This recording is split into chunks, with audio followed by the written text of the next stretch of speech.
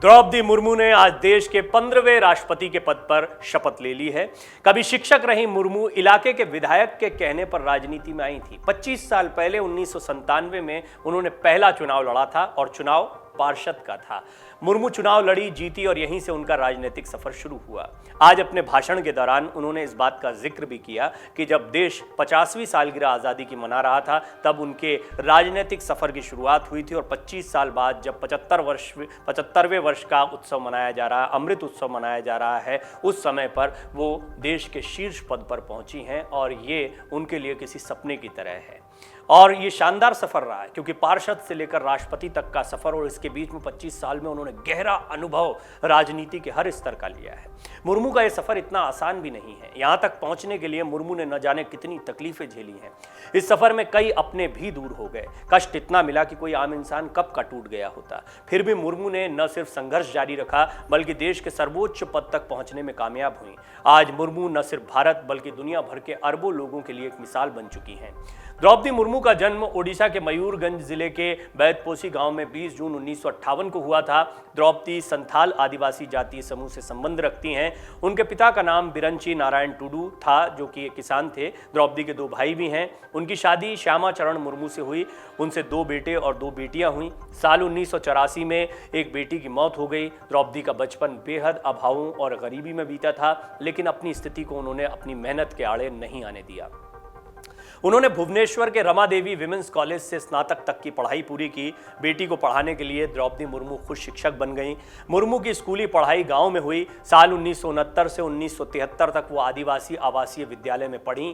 इसके बाद स्नातक करने के लिए उन्होंने भुवनेश्वर के रमा देवी विमेंस कॉलेज में दाखिला ले लिया। मुर्मू अपने गाँव की पहली लड़की थी जो स्नातक की पढ़ाई करने के बाद भुवनेश्वर तक पहुंची। कॉलेज में पढ़ाई के दौरान उनकी मुलाकात श्यामा चरण मुर्मू से हुई। दोनों की मुलाकात बढ़ी, दोस्ती हुई, दोस्ती प्यार में बदल गई। श्यामा चरण भी उस वक्त भुवनेश्वर के कॉलेज में पढ़ाई कर रहे थे। सोचिए ये कितनी महत्वपूर्ण बात है। उस दौर में भी द्रौपदी मुर्मू ने अपने निर्णय लिए। एक आदिवासी समुदाय से आने वाली एक गरीब परिवार की बच्ची थी द्रौपदी मुर्मू उस वक्त, और पढ़ाई के दौरान भी उन्होंने ये साबित कर दिया था कि वो किस तरीके से अपनी मेहनत के दम पर अपने मकाम, अपने सपनों को हासिल कर सकती हैं। आज देश के शीर्ष पद पर वो पहुंच गई हैं और ये सभी के लिए मिसाल है। उनकी शादी, उनका प्यार, ये भी एक मिसाल बना था एक समय पर उस इलाके के लिए। बात 1980 की है। द्रौपदी और श्याम चरण दोनों एक दूसरे को पसंद करने लगे थे। दोनों एक साथ आगे का जीवन व्यतीत करना चाहते थे। परिवार की रजामंदी के लिए श्यामा चरण विवाह का प्रस्ताव लेकर द्रौपदी के घर पहुंचे। श्यामा चरण के कुछ रिश्तेदार द्रौपदी के गांव में ही रहते थे। ऐसे में अपनी बात रखने के लिए श्यामा चरण अपने चाचा और रिश्तेदारों को लेकर द्रौपदी के घर गए थे। तमाम कोशिशों के बावजूद द्रौपदी के पिता बिरंची नारायण टुडू ने इस रिश्ते को लेकर इनकार कर दिया था। श्यामा चरण भी पीछे हटने वाले नहीं थे। उन्होंने तय कर लिया था कि अगर वो शादी करेंगे तो द्रौपदी से करेंगे। द्रौपदी ने भी घर में साफ कह दिया था कि वो श्यामा चरण से ही शादी करेंगी। श्यामा चरण ने 3 दिन तक द्रौपदी के गांव में ही डेरा डाल लिया। थक हार कर द्रौपदी के पिता ने इस रिश्ते को मंजूरी दे दी। शादी के लिए द्रौपदी के पिता मान चुके थे। अब श्यामा चरण और द्रौपदी के घर वाले दहेज की बातचीत को लेकर बैठे।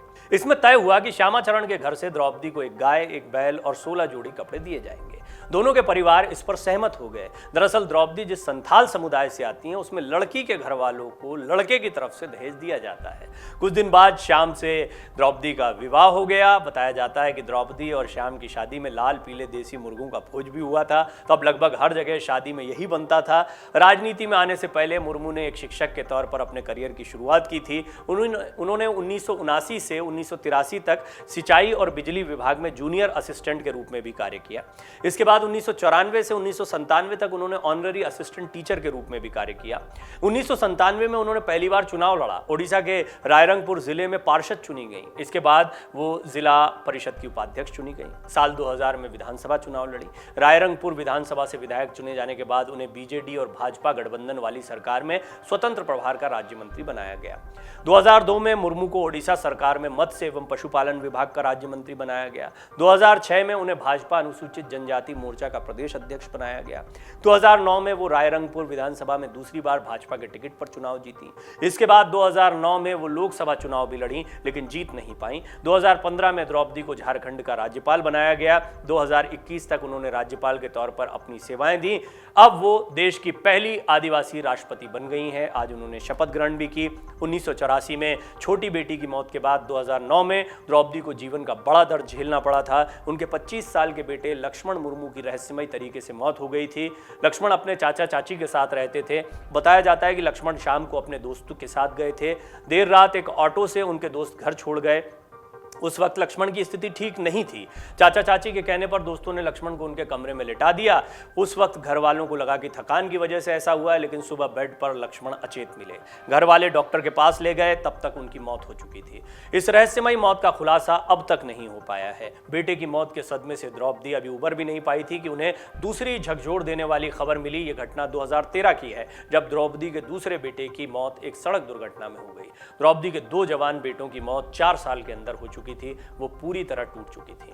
इससे उबरने के लिए उन्होंने अध्यात्म का सहारा लिया। द्रौपदी राजस्थान के माउंट आबू स्थित ब्रह्म कुमारी संस्थान में जाने लगी। यहाँ कई दिनों तक वो ध्यान करती, तनाव को दूर करने के लिए राजयोग सीखा। संस्थान के अनेक कार्यक्रमों में हिस्सा लेने लगी। 2 बेटों की मौत का दर्द अभी कम भी नहीं हुआ था कि 2014 में द्रौपदी के पति श्यामाचरण मुर्मू की भी मौत हो गई। बताया जाता है कि श्यामाचरण मुर्मू को दिल का दौरा पड़ा था। उन्हें घर वाले अस्पताल ले गए, जहां डॉक्टरों ने उन्हें मृत घोषित कर दिया।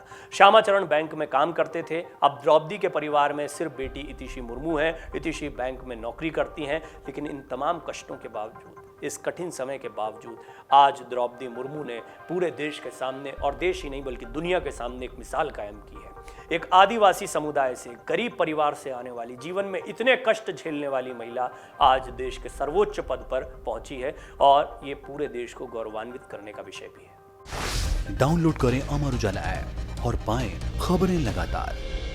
अगर आप ये वीडियो YouTube पर देख रहे हैं तो हमारे चैनल को सब्सक्राइब करें और बेल आइकन को दबाना ना भूलें। अगर आप Facebook पर ये वीडियो देख रहे हैं तो हमारे पेज को लाइक करें।